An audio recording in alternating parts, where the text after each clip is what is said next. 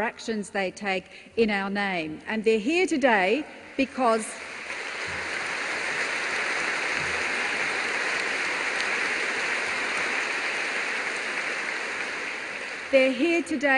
yet again we are seeing the failure of our government to uphold basic human rights, the freedom of expression and the presumption of innocence. You have answered the call for citizens of this city to support a courageous Australian, one who is now confronting the cost of that courage and the cost of his conviction that truth matters. The most powerful government in the world is seeking to prosecute Julian Assange under laws that carry the death penalty.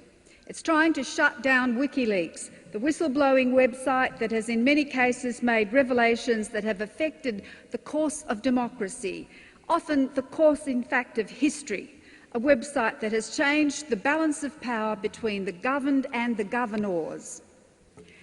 At first, our Prime Minister wrongly declared it illegal. Now she's written WikiLeaks off as just anarchic, ignoring the litany of critical revelations it's made in its short history. Revelations such as the widespread killing of innocent civilians, including, in one incident, 2 Reuters newsmen, where Reuters had tried for 2 years to get hold of that now notorious Iraq video under Freedom of Information laws. They were entitled to know what happened to their employees, as were the men's families, as was the public.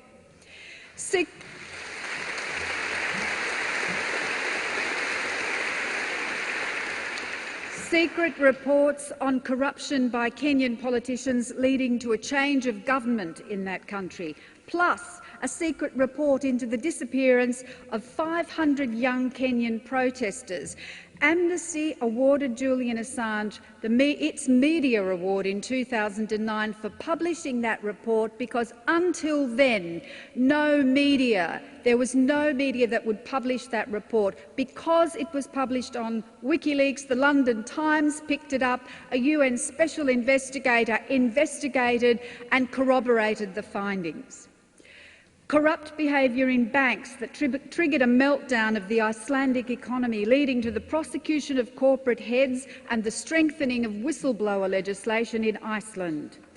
And many revelations in cables, including the opulent lifestyle of the Tunisian leadership, which contributed to their overthrow by the Tunisian people, an event that triggered a great wave of demand for dignity and respect in the Arab world ruled by autocrats.